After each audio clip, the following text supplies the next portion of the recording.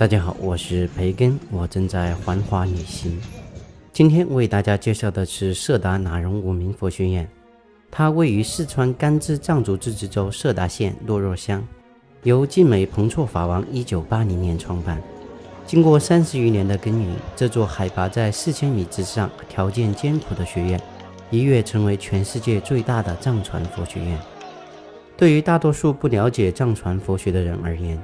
由佛学院学生自主建造，以学院大经堂为中心，密密麻麻遍布整个山谷的深色蔚为壮观。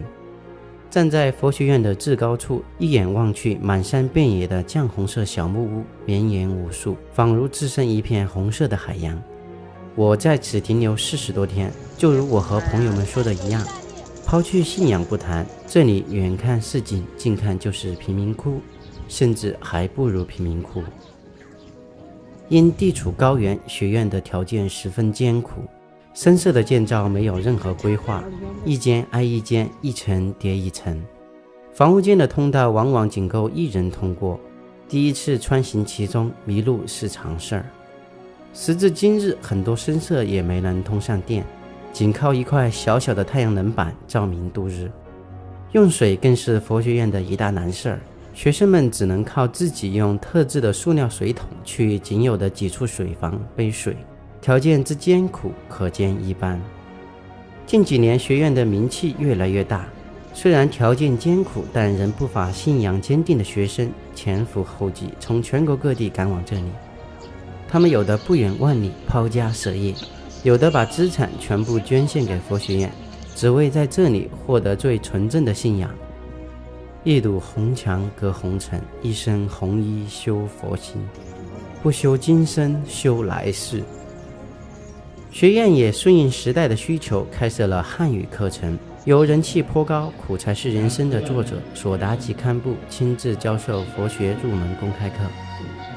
在佛学院逛的时候，如果你运气好，还能遇上辩经的场面。所谓道不辩不清，理不辩不明。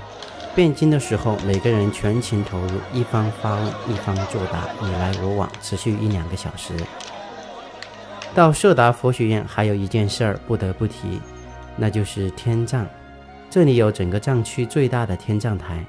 也不像其他的天葬台一样遮遮掩掩，这里的天葬台完全是开放的，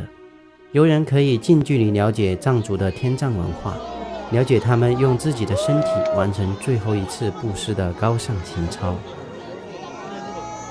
色达天葬台几乎每天都有天葬，少则2-3具尸体，多的时候10几具。避免给大家造成不适，这里就不放血腥的画面了，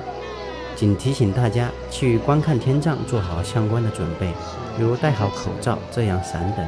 并请勿做对尸体拍照等不尊重当地习俗的举动。最后给大家提供一些旅游建议，去色达仅能从成都、康定和若尔盖几处乘车，对于大部分人，从成都出发肯定是最好的选择。成都去色达每天仅有1班车，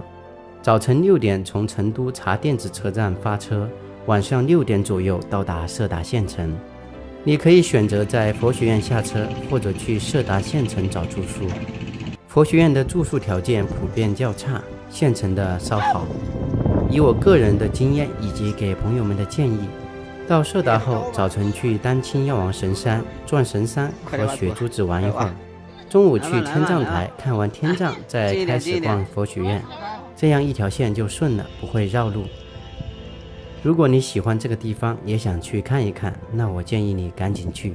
说不定哪一天它就变了模样。喜欢我的视频，请记得转发订阅。我是培根，环华10年，穷游中国，我一直在路上。